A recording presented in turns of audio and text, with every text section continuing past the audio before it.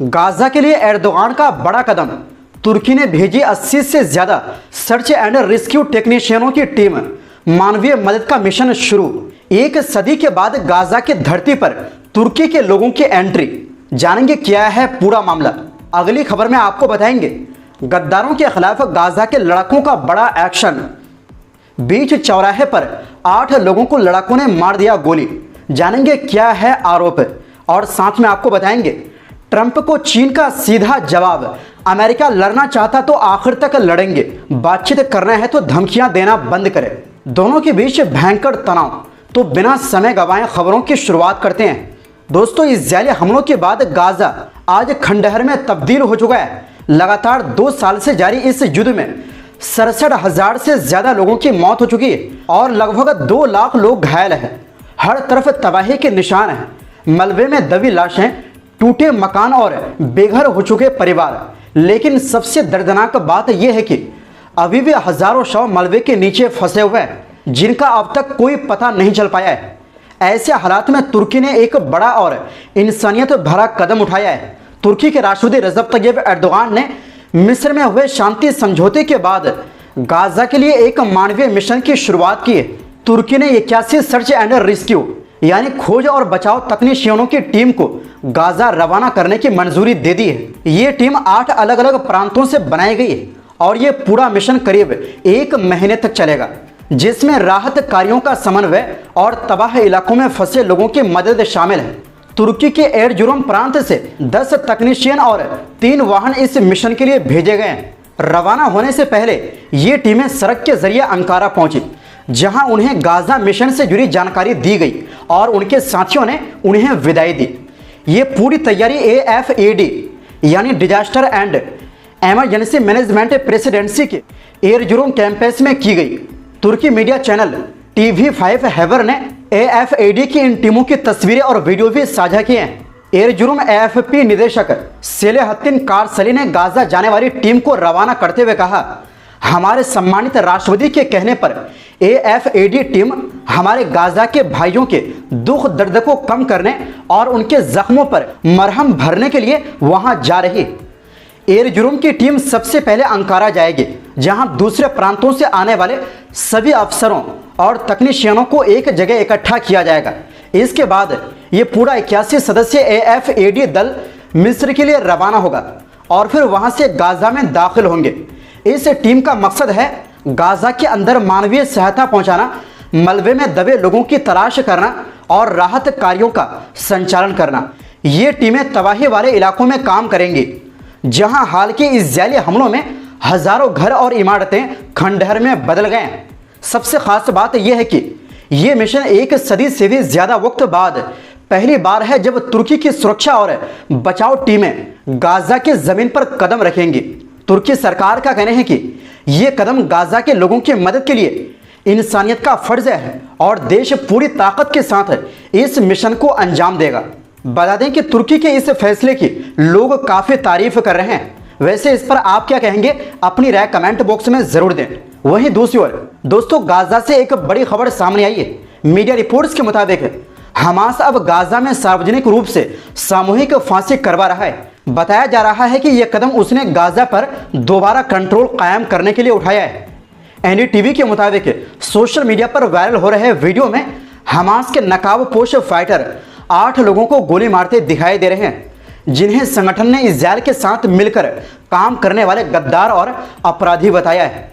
Video में साफ दिख रहा है कि इन लोगों को पहले पीटा गया, आंखों पर पट्टी बांधी गई और घुटनों के बल बैठा कर सड़कों पर गोली मार दी गई। आसपास भीड़ अल्लाह अकबर के नारे लगा रहे थे। हालांकि हमास ने अपने दावे के समर्थन में कोई सबूत नहीं दिया, सिर्फ इतना कहा कि मारे गए लोग इजरायल के साथ सहयोग करने वाले अपराधी थे। बताया जा रहा है कि इजरायली सेना के गाजा से हटने के बाद हमास ने फिर से इलाके पर अपना कब्जा मजबूत करने की कोशिश शुरू कर दी। अब वो उन कबीलों और परिवार आधारित सशस्त्र गुटों के खिलाफ कार्रवाई कर रहा है जो युद्ध के दौरान ताकतवर हो गए थे। इनमें से कुछ गुटों को इजरायल का समर्थन भी बताया जा रहा है और उन पर मानवता सहायता लूटने और बेचने का आरोप है। इसी बीच गाजा ट्रक यूनियन के प्रमुख नाहिद शहबर ने बताया कि हमास अब उन गिरोहों के खिलाफ कार्रवाई कर रहा है जो इजरायली कब्जे के दौरान लोगों को आतंकित करते थे, यानी आम लोगों को परेशान करते थे, राहत सामग्री लूटते थे और निर्दोषों की हत्या करते थे।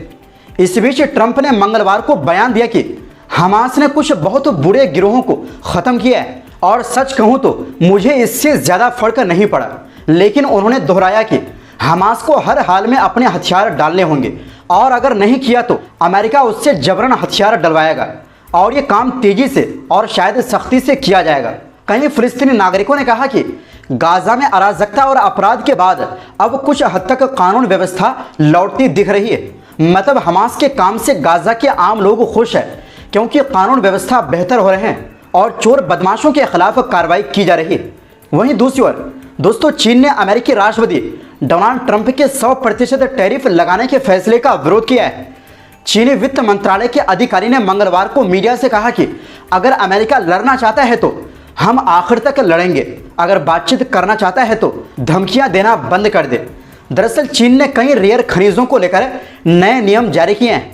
इन नियमों के तहत कोई भी कंपनी चीन से रेयर खनिज खरीद कर बाहर बेचना चाहती तो पहले चीनी सरकार से लाइसेंस लेना पड़ेगा। ट्रंप ने इस फैसले को दुश्मनी वाला बताया है। उन्होंने चेतावनी दी है कि अगर चीन पीछे नहीं हटा तो अमेरिका 3 अंकों यानी 100% से ज़्यादा का नया टैरिफ लगाएगा। इस पर चीन का कहना है कि पहले अमेरिका ने उसकी कंपनियों पर ढेर सारी पाबंदियां लगाई, जिसके जवाब में उसे ये कदम उठाना पड़ा। चीनी सरकार ने कहा कि अमेरिका ने चीनी जहाज़ों पर टैरिफ लगाने की योजना बनाकर बातचीत का माहौल खराब किया। ये मई जैसी स्थिति है जब ट्रंप ने चीनी कंपनी हुआवे पर प्रतिबंध लगाया, चिप्स सॉफ्टवेयर रोके और चीनी छात्रों के वीज़ा पर धमकी दी थी। हालांकि चीन ने यह भी कहा कि पूरी तरह बैन नहीं लगाया गया है, बल्कि अब रेयर खरीद के लिए लाइसेंस चाहिए। एक्सपर्ट का कहना है कि चीन अमेरिका जैसे नियम अपना रहा है। मीडिया रिपोर्ट्स में आशंका जताई जा रही है कि अगर ये तनाव कम नहीं हुआ तो इस महीने के आखिर में दक्षिण कोरिया में होने वाली जिनपिंग और ट्रंप की मुलाकात रद्द हो सकती है। हालांकि अमेरिकी वित्त मंत्री स्कॉट बेसेंट ने कहा कि मुलाकात होगी। वहीं दुनिया की 2 सबसे बड़ी अर्थव्यवस्थाओं के तनातनी से ग्लोबल मार्केट में उथल पुथल का माहौल बन गया है। व्यापारियों को डर है कि अगर ये विवाद आगे बढ़ा तो ट्रेड वार जैसे हालात बढ़ सकते हैं। वहीं ट्रंप की आक्रामक विदेश नीति को लेकर बीजिंग की रेनमेन यूनिवर्सिटी के प्रोफेसर जिन कंड्रोंग ने कहा, अमेरिका ने पहले चीन पर हमला किया और अब खुद को निर्दोष दिखाने की कोशिश कर रहा है। वहीं शंघाई की फुडान यूनिवर्सिटी के प्रोफेसर ऊ शिन्बो ने कहा, यह कदम अमेरिका की गलत मंशा को उजागर करता है। ट्रंप की टीम को अपने फैसलों के नतीजों का अंदाजा नहीं है। उन्होंने आगे कहा कि अमेरिका ने चिप्स और तकनीक पर रोक लगाई, अब चीन इसका जवाब दे रहा है। ऊ ने कहा कि ट्रंप को रिश्ते सुधारने के लिए ठोस कदम उठाने होंगे। चीन अमेरिका का दबाव बर्दाश्त नहीं करेगा। तो दोस्तों, फिलहाल के लिए इस रिपोर्ट में बस इतना ही। आपसे गुजारिश है, हमारी सपोर्ट के लिए वीडियो को लाइक और शेयर ज़रूर करें। बहुत बहुत शुक्रिया। अल्लाह हाफिज़।